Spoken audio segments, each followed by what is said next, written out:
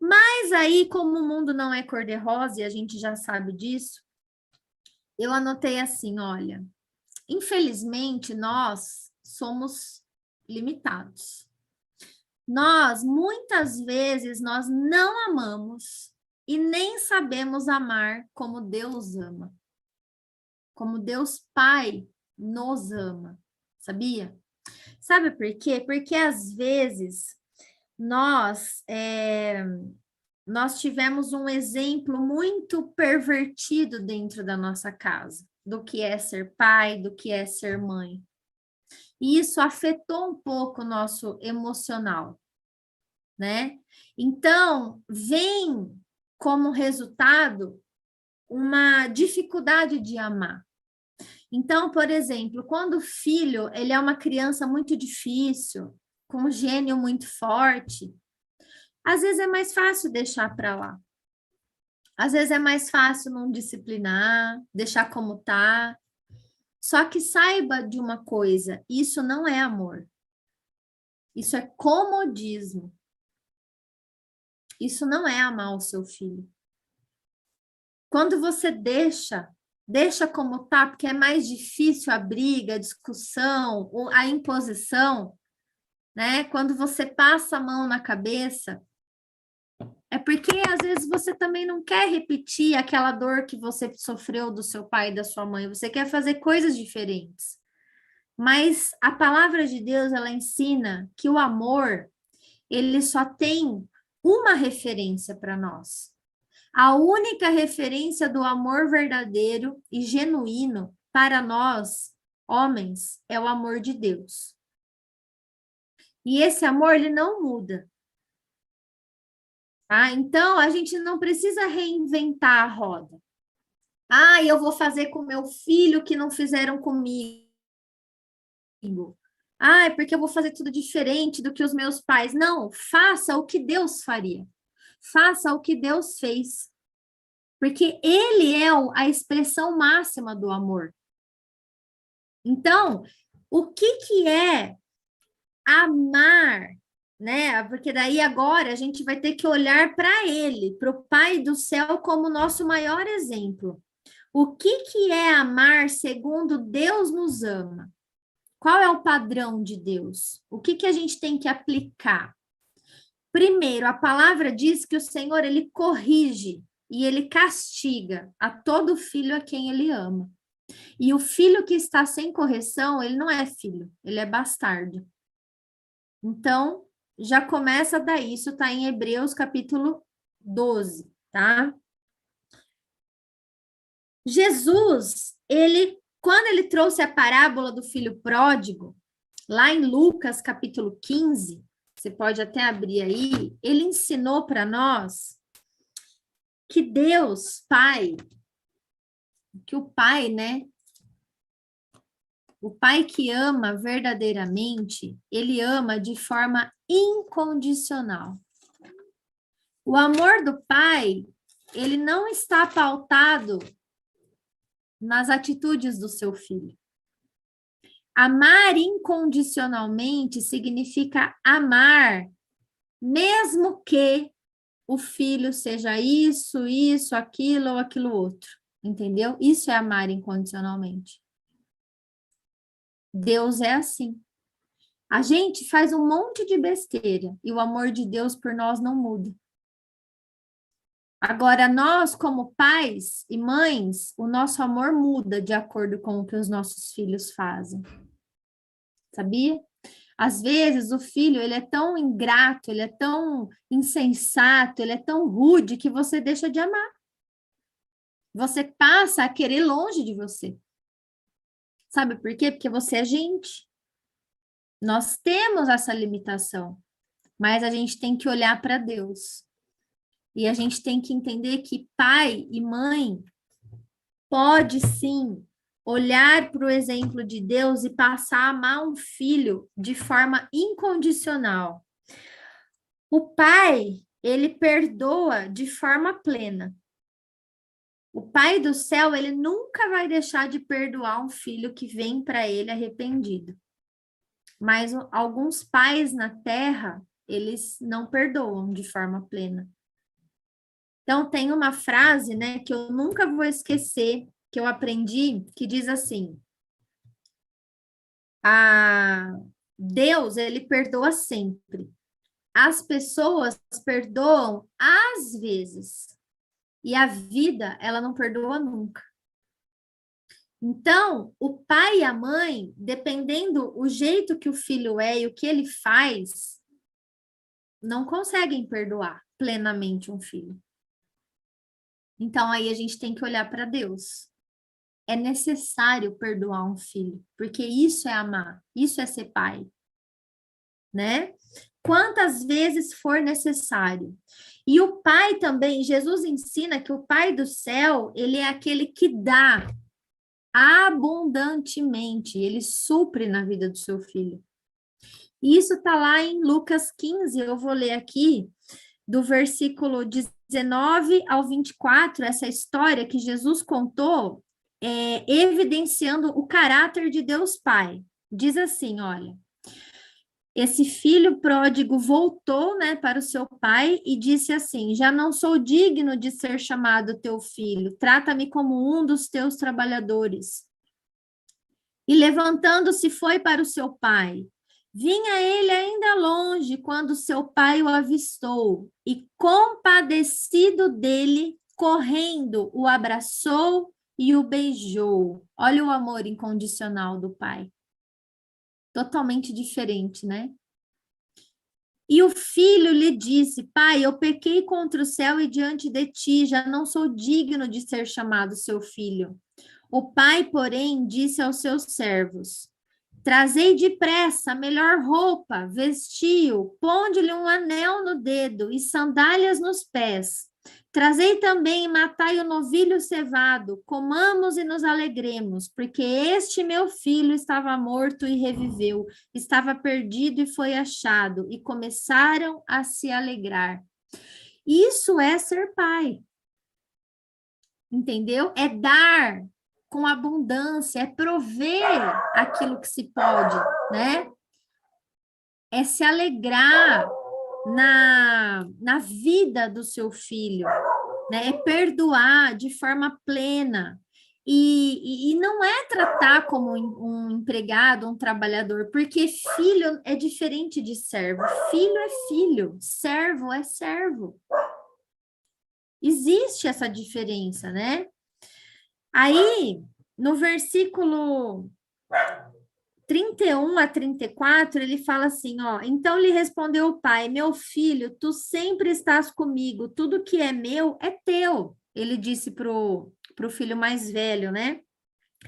Entretanto, era preciso que nos alegrássemos com esse teu irmão, porque ele estava morto e ele reviveu, ele estava perdido e ele foi achado. Então, a alegria do pai aqui está no fato dele conseguir alcançar o objetivo dele para com o filho. E qual é o nosso objetivo? Qual é a nossa prioridade com os nossos filhos? Não é levá-los à vida eterna? Não é levá-los à salvação? Esse filho estava perdido e ele foi achado. Ele foi salvo. Então, o pai, ele é aquele que se alegra quando ele consegue alcançar o resultado na vida de um filho. E o resultado que a gente tem que buscar não é a faculdade, o emprego, porque a palavra de Deus diz assim: busque em primeiro lugar o reino de Deus e a sua justiça, e todas as demais coisas serão acrescentadas. O mais importante é deixar o conhecimento da palavra para ele.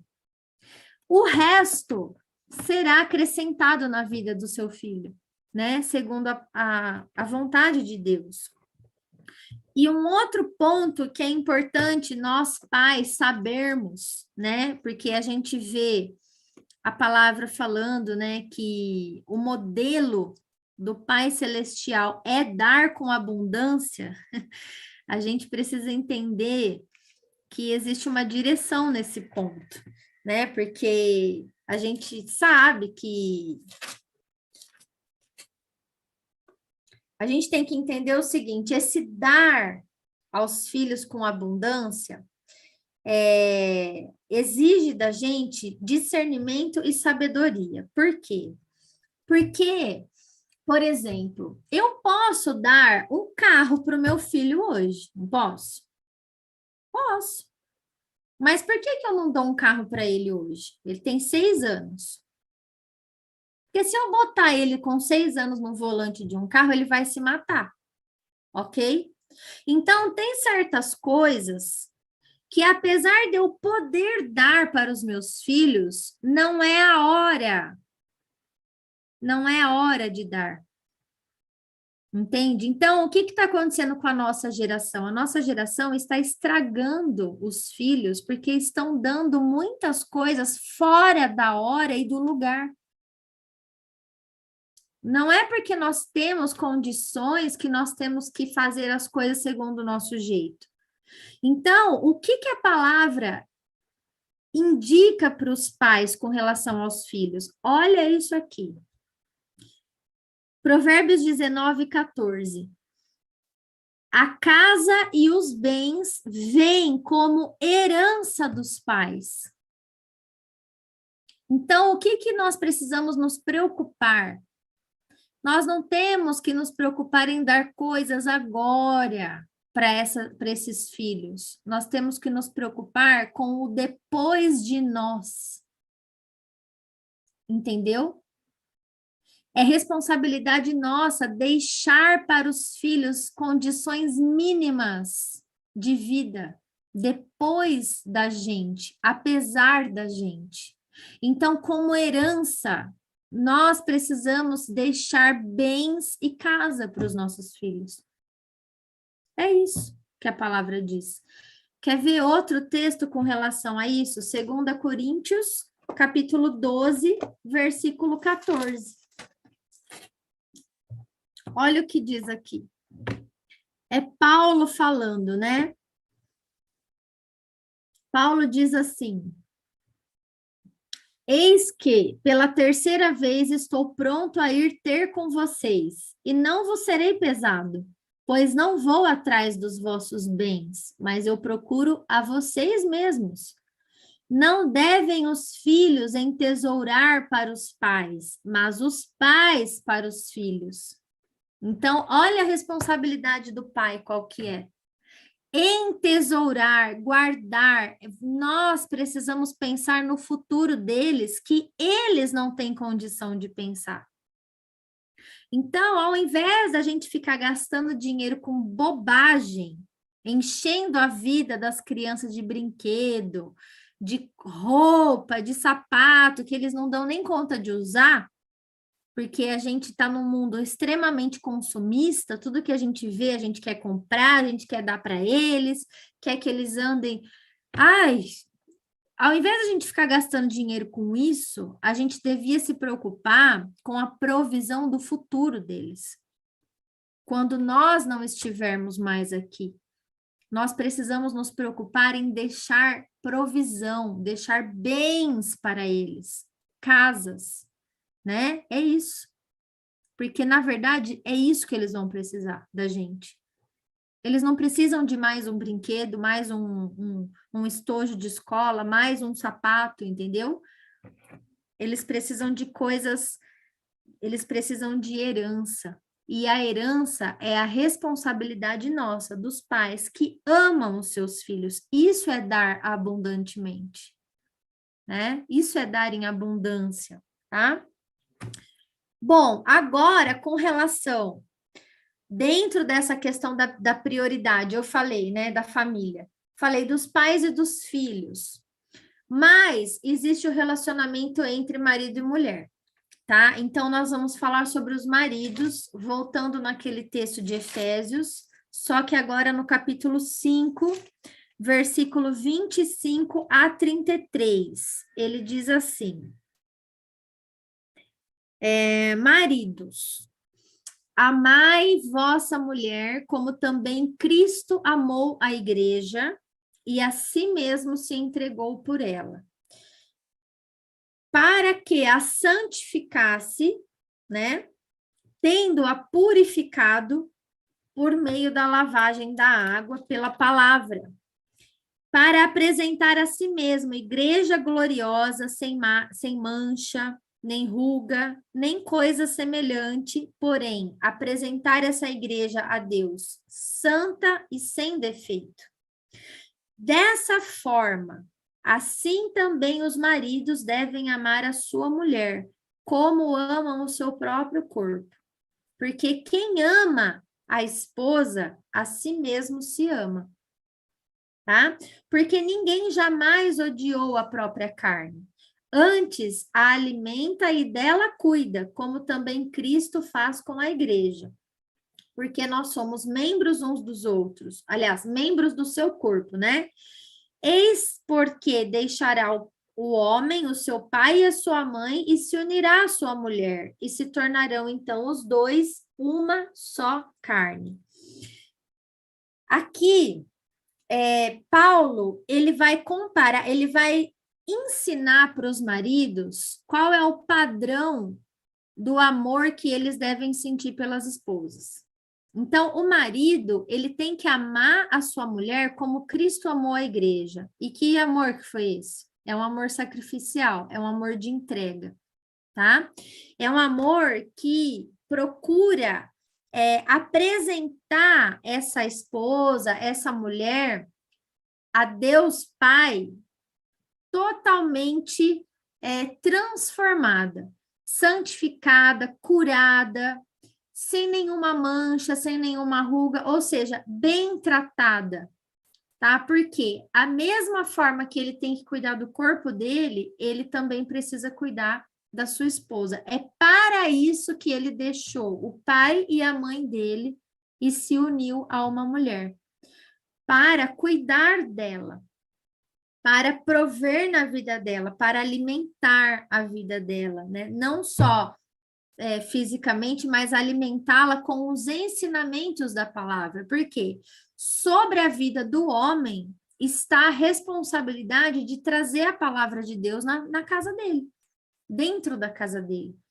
Então, quem tem que ensinar a verdade, as coisas de Deus dentro da família é o homem, tá?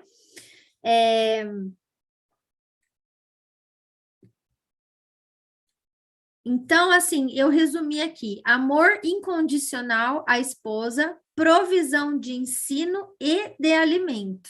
Isso é a responsabilidade do marido, tá? Segundo o padrão de Deus. Lá em 1 Pedro, no capítulo 3, versículo 7, também existe uma outra orientação para os maridos.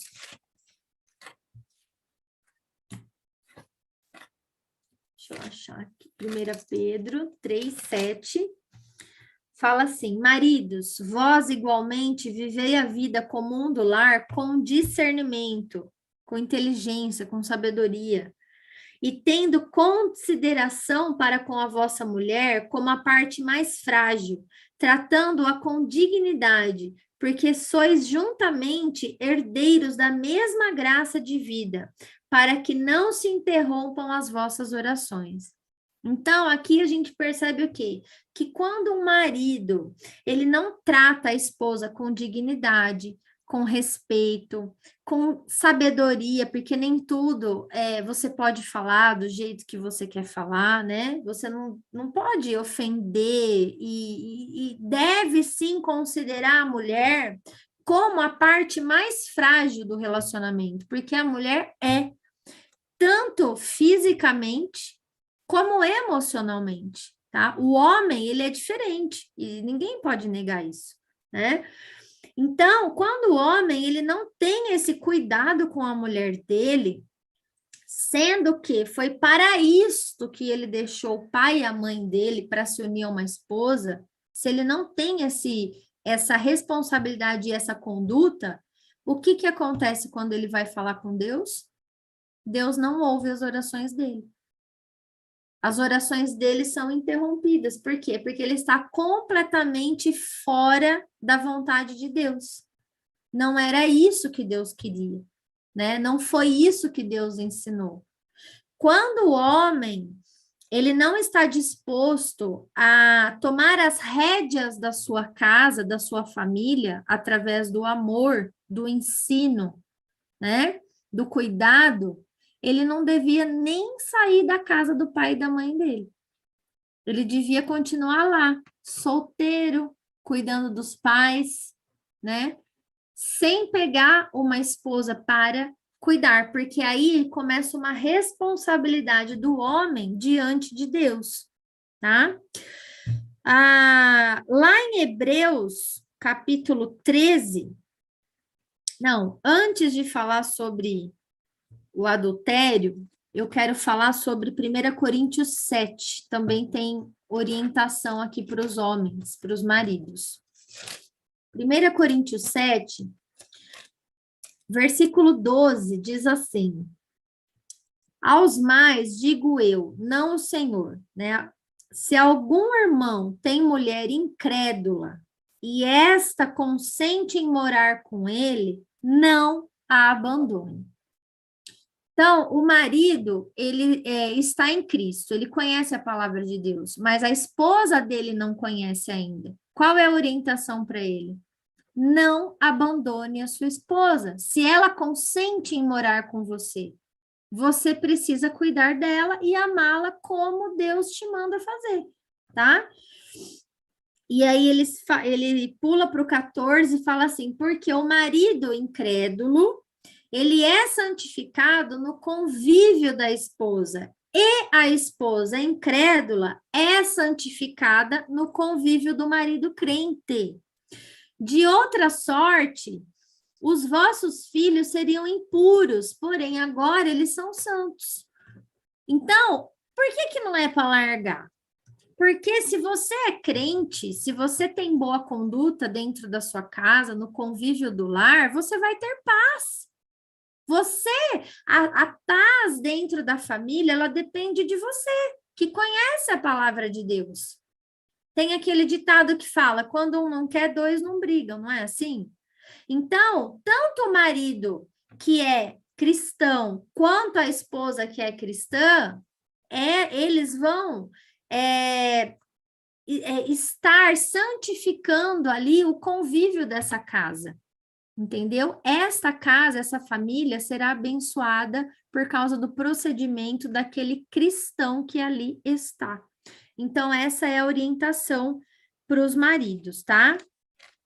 No versículo 1 desse mesmo capítulo, Paulo, ele orienta que o homem, quando ele não consegue, que o homem, na verdade, ele deve se casar para ter um relacionamento segundo o que Deus quer. Então, ele fala assim, ó, quanto ao que me escrevestes, é bom que o homem não toque em mulher, mas por causa da impureza, cada um tem a sua própria esposa e cada uma tem o seu próprio marido. O que seria a impureza? A impureza é o sexo fora do casamento, tá? Então, o marido, ele conceda à esposa o que lhe é devido, e também, semelhantemente, a esposa ao seu marido. A mulher não tem poder sobre o seu próprio corpo, e sim o marido. E também, semelhantemente, o marido não tem poder sobre o seu próprio corpo, e sim a mulher. Não vos priveis uns aos outros, salvo talvez por mútuo consentimento. Então, ele está dizendo que quando existe um matrimônio, precisa haver o relacionamento íntimo no casal, tá? Isso é de Deus. E outra, isso é necessário para quê? Ele fala aqui, ó, para que Satanás não vos tente por causa da incontinência.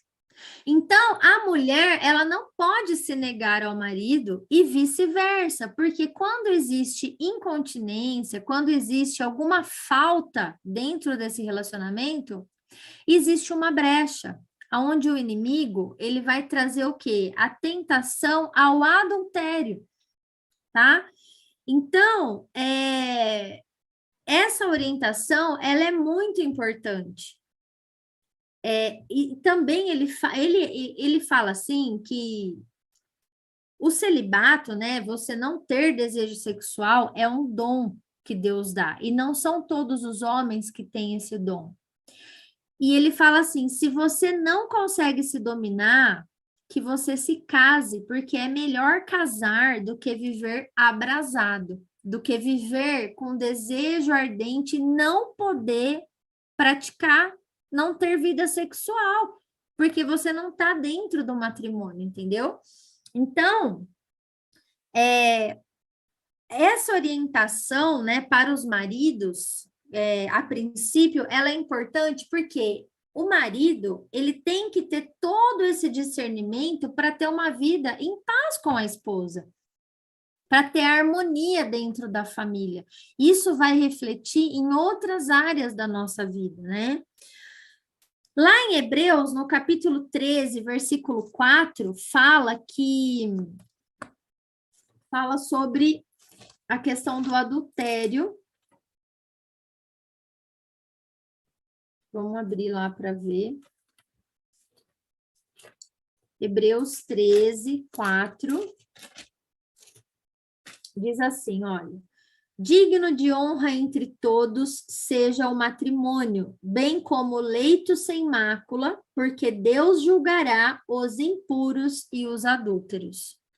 Então, o matrimônio, ele tem que ser respeitado dentro da sociedade, porque é a única condição que Deus aprova e abençoa o relacionamento sexual, tá? Fora do matrimônio, existe impureza e adultério. E essas duas coisas sofrerão juízo de Deus. Deus julgará tanto os impuros quanto os adúlteros, tá? Quanto ao adultério, eu quero ler para vocês Provérbios 6:32, para que as pessoas reflitam bem com relação a isso, né? E possam pensar duas vezes antes de se entregar a uma relação adúltera, a uma relação fora do casamento, né? Provérbios 6:32 diz assim: o que adultera com uma mulher está fora de si. Só mesmo quem quer arruinar-se é que pratica tal coisa. Achará açoites e infâmia, e a sua vergonha nunca se apagará. Então, é isso que acontece quando existe adultério dentro de um casamento, tá? A pessoa, ela vai arruinar a própria vida dela. Isso traz consequências, assim, por gerações e gerações aí na vida dos filhos, né? Bom, dito isto, vamos para as esposas agora. Volta para Efésios, naquele mesmo capítulo 5, ele vai tratar com as esposas. É interessante a gente ver esses textos, porque a gente precisa compreender que cada um tem o seu papel dentro da família. E quando nós não cumprimos o nosso papel, as coisas ficam fora do lugar, né? Efésios capítulo 5, versículo 22 a 24, diz assim: as mulheres sejam submissas ao seu próprio marido como ao Senhor. Por quê? Porque o marido é o cabeça da mulher, ou seja, é a autoridade estabelecida sobre a vida da mulher.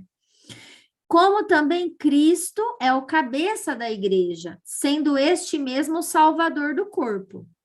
Como, porém, a igreja está sujeita a Cristo, assim também as mulheres sejam em tudo submissas ao seu marido. Então, o que seria isso? Submissão não é prerrogativa para abuso, tá? Para abuso de autoridade, essas coisas. Submissão é você se colocar debaixo da mesma missão do marido. É você ajudar esse marido a cumprir a missão que Deus deu para ele dentro do lar. Quando a gente se coloca em submissão ao marido, nós colocamos ele numa posição de autoridade dentro da nossa casa. E isso só traz benefícios para nós. Porque é ele quem vai conduzir a vida dos filhos. É ele quem vai nos ajudar nas nossas fraquezas, entendeu? Nas nossas limitações, tá? Então, eu anotei assim que a mulher, né, a mãe, ela ajuda a modelar o bom pai. Vocês entendem? Quando a gente não quer ser mais que o homem, não quer dominar mais que o homem, não quer mandar mais que ele, o que que a gente faz? A gente precisa se colocar no nosso lugar, na nossa função, e a nossa função é de ajudadora, é de auxiliar. Ele tem a função principal, ele vai responder com Deus. Nós vamos só ajudar. Então, nosso papel é ajudar a modelar esse bom pai dentro de casa, esse marido, né? Como? A mulher o faz sentir-se amado dentro de casa e aceito, e tem muito respeito por ele. Ela mostra respeito por sua posição de liderança. Ela não mina a sua autoridade e ela concede, oferece a ele encorajamento, interação, apoio, entendeu? Participação. Então, você está ali no convívio do lar, a criança está fazendo arte, seu marido está em casa, não é você que vai corrigir o seu filho, é o seu marido. Então, você vai falar: olha, o teu pai está aqui.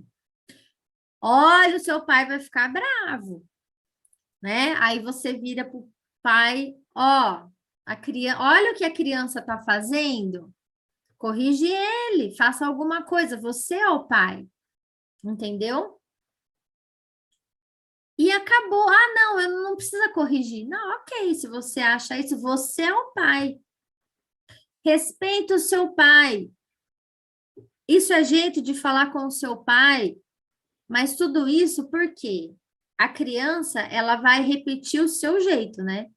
Então, se você desrespeita o marido, se você responde para ele, se você grita, a criança vai achar que ela tem o mesmo direito de fazer isso com o pai. Então, tá aí a importância da mulher ela se colocar numa função diferente do homem. Entendeu? Por quê? Porque existe função diferente, tá? Quando a mulher começa a carregar um fardo maior do que ela pode, do que ela aguenta, o que que vai acontecer? Não vai dar certo, entendeu? Essa casa, ela vai cair, tá? Porque Deus é sábio, Deus fez as coisas todas no seu devido lugar. Lá em 1 Pedro também tem uma orientação para nós, tá? 1 Pedro, capítulo 3, de 1 a 6, diz assim. Vamos achar aqui. Mulheres, sede vós igualmente submissas a vosso próprio marido, para que, se ele ainda não obedece à palavra de Deus, ele seja ganho sem palavra alguma, apenas por meio do seu procedimento, da sua forma de agir dentro de casa. Ao observar o vosso honesto comportamento cheio de temor, não seja o adorno da esposa o que é exterior, como frisado de cabelo, adereços de ouro, aparatos de vestuário. Não. Seja, porém, a beleza dela o homem interior do coração, unido ao incorruptível traje de um espírito manso e tranquilo, que é de grande valor diante de Deus. Então, essa é a forma que a mulher ela deve se conduzir dentro da casa dela. Se a mulher tiver um espírito manso e tranquilo, se a forma como ela fala com o marido, que ela conduz o andamento da casa é assim, em paz, ela vai estar ensinando os filhos o respeito, a harmonia, a paz para com o marido, para com o pai, entendeu? É dessa forma, né, que a gente precisa exercitar essa prioridade na vida da gente, que é a nossa família. Se a gente não consegue tratar o marido com dignidade e respeito, como que nós vamos tratar a igreja de Deus? Como que nós vamos pregar para as pessoas aí fora, se a gente não consegue nem falar com o marido dentro de casa, né? Isso é impossível. Aí, lá, o último texto que eu vou ver com vocês sobre esse assunto está em Provérbios, capítulo 14 e capítulo 31. A gente vai ver aqui também sobre o que é ser uma esposa nos padrões de Deus, né? Provérbios 14, versículo 1 diz assim, que a mulher sábia, ela edifica a sua casa, ou seja, ela constrói o seu lar, sabe? Pensa numa construção, ela não existe. Você vai de pouquinho em pouquinho, colocando as coisas, de repente está formado ali aquela construção, aquela casa, aquele edifício, não é assim? Dentro do lar é a mesma coisa. A mulher que tem sabedoria, ela vai construindo o marido que ela deseja ter, ela vai construindo um relacionamento cuja base é o amor e a confiança. Ela vai construindo a sua casa, o respeito dos filhos para com o pai, né? Ela constrói a autoridade do pai. Agora, a insensata, a tola, com as próprias mãos, com as próprias atitudes dela, ela derruba a casa dela, ela acaba com o casamento, ela destrói o lar, né? Imagina o, o filho é uma mulher que desautoriza o pai, sabe? O pai manda fazer uma coisa, ela vem e fala: ah, não, ele não sabe de nada, não precisa fazer nada, ele não manda, entendeu? Isso é destruir a sua casa, o seu lar com as próprias mãos, com as próprias atitudes, com as próprias palavras. Isso é imprudência, insensatez da mulher. Por isso que tem muita mulher sozinha, porque nem o marido aguenta ela, entendeu? Bom, no Provérbios 31, diz assim, olha, aqui a mãe do rei Lemuel, ela está dando conselhos para que ele encontre uma boa esposa, tá? E esses conselhos nos ajudam muito a entender o nosso papel e como nós devemos proceder, né? Ela diz assim, olha, no versículo 10 em diante, mulher virtuosa, quem a achará? Porque o seu valor, ele muito excede o de finas joias.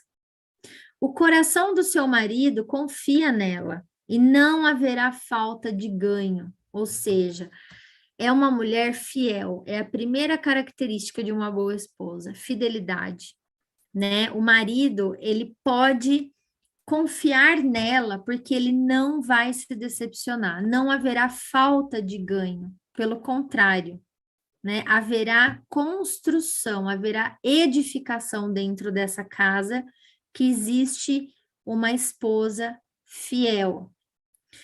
Ela lhe faz bem e não mal todos os dias da sua vida. Então, é uma mulher, acima de tudo, leal, porque ela não é guiada pelas atitudes do marido, que nem todos os dias o marido merece, né, que a gente faça o bem para ele. Mas nós fazemos porque nós somos o que somos, independente do outro.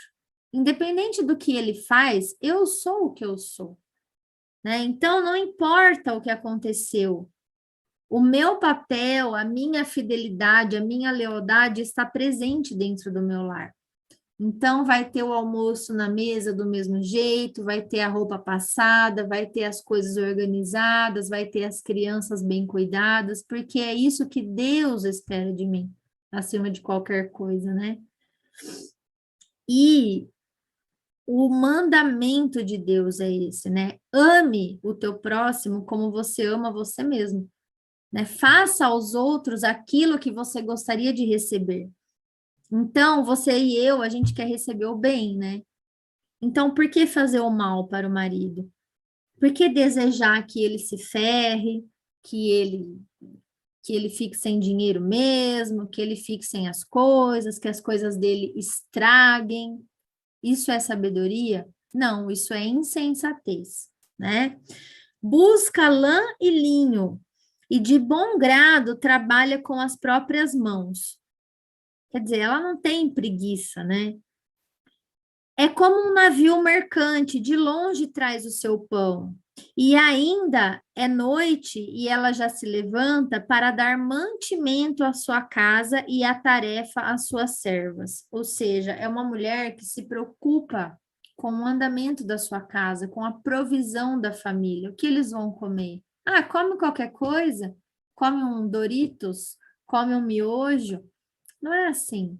Porque quando a gente se preocupa com a comida da nossa casa, a gente se preocupa com os momentos mais importantes da nossa, de comunhão da nossa família, que são as horas das refeições, são as horas que a gente pode conversar, que a gente pode estar juntos ali, é uma hora sagrada, né? É um momento onde a gente prepara o melhor alimento, visando que é a saúde da nossa família, a saúde do marido, a saúde dos filhos, não entregando qualquer coisa de forma rápida, atropelada, sabe? Sem pensar nisso, né? Examina uma propriedade e adquire-a, planta uma vinha com as rendas do seu trabalho, cinge os lombos de força e fortalece os braços. Ela percebe que o seu ganho é bom e a sua lâmpada não se apaga de noite. Estende as mãos ao fuso, né? Mãos que pegam na roca. Abre a mão ao aflito e ainda estende ao necessitado. No tocante à sua casa, ela não teme a neve, pois todos andam vestidos de lã escarlate, porque ela faz para si cobertas, veste-se de linho fino e de púrpura. Ou seja, é uma mulher que se preocupa em honrar a sua família, né? Não, é uma mulher que não se contenta em trazer qualquer coisa para sua casa, ela procura o melhor, ela procura aquilo que realmente vai suprir a necessidade, né? Tanto do marido como dos filhos. Ela não quer que o marido ande de qualquer jeito, né? Quantas pessoas não estão nem aí com os outros, né? Tipo, ah, ele anda com roupa rasgada, amassada, e a mulher não tá nem aí, porque se a roupinha dela tiver bonita, tá ótimo, entendeu? Isso mostra um egoísmo, sabe? Isso mostra uma falta de se importar com o outro, com a necessidade do outro, né? Isso mostra que a mulher, ela não está dando condições para o marido fazer aquilo que ele tem que fazer, que no caso é suprir a casa, trabalhar com a cabeça em paz. Não, ele além de ter que suprir a casa e trabalhar, ele ainda tem que se preocupar com comida, com limpeza, com roupa. Isso não é correto, né? Aí ele fala aqui: seu marido é estimado entre os juízes, quando se assenta com os anciãos da terra. Ela faz roupas de linho fino e vende-as e dá cintas aos mercadores. A força e a dignidade são os seus vestidos. E quanto ao dia de amanhã, ela não tem preocupações. Ela fala com sabedoria e a instrução da bondade está na sua língua. Atende ao bom andamento da sua casa e não come o pão da preguiça. Levantam-se seus filhos e lhe chamam ditosa. O seu marido a louva, dizendo: muitas mulheres procedem virtuosamente, mas você a todas sobrepujas. Porque enganosa é a graça, a beleza, né? E vã é a formosura. Mas a mulher que teme ao Senhor, essa será louvada, né? Dai-lhe do fruto das suas mãos e de público a louvarão as suas obras. Então, mulheres, né, querem ser reconhecidas, querem ser louvadas, recompensadas, façam por merecer. Ninguém vai receber uma colheita daquilo que não plantou, né? Ninguém vai ser elogiada por algo que não fez, por algo que deixou a desejar. Nós seremos recompensadas por aquilo que nós fazemos. Então, atender ao bom andamento da nossa casa, da nossa família, se preocupar com a reputação, com a dignidade, com o nome do marido, se preocupar com as necessidades básicas, primordiais dos filhos, é responsabilidade da mulher.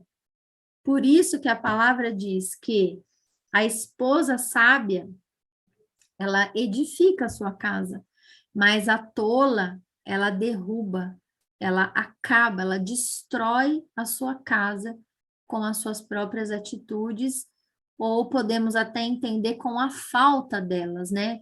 Porque a própria palavra de Deus diz que nesses últimos dias, nesses últimos tempos, né, o amor de muitos esfriaria e as pessoas, elas passariam a viver de forma egoísta, elas iriam pensar só nelas. O Deus delas é o próprio ventre, é aquilo que ela quer, aquilo que é bom para ela, que supre a necessidade dela, né? Sem olhar a necessidade daquele que está do próximo mais próximo, que são os filhos, o marido, né? Os pais. Então, é isso. Quando nós pegamos todos esses conselhos, né, que a palavra de Deus traz para nós, para que a gente possa ter um olhar diferenciado para dentro da nossa casa, para nossa família, nós começamos a ficar prontos para sermos enviados a pregar a palavra de Deus. Porque, em primeiro lugar, na nossa vida, vem o nosso relacionamento com Deus, e em segundo lugar, vem a nossa atenção, o nosso trabalho, o nosso serviço com relação à nossa família, à nossa casa, tá? Então, era isso que eu tinha para passar para vocês. Eu espero que essa palavra tenha realmente edificado a sua vida de alguma forma, né? E no próximo vídeo a gente vai falar sobre a terceira prioridade, que é o trabalho, tá? Antes, né, de querer se colocar a fazer qualquer coisa aí para o reino de Deus, nós precisamos organizar essas áreas que são muito básicas na vida da gente, tá bom? Então eu vou ficando por aqui. Que Deus abençoe cada um de nós, né, com esses entendimentos e que nós possamos, assim, ser transformados à luz da palavra de Deus. Amém?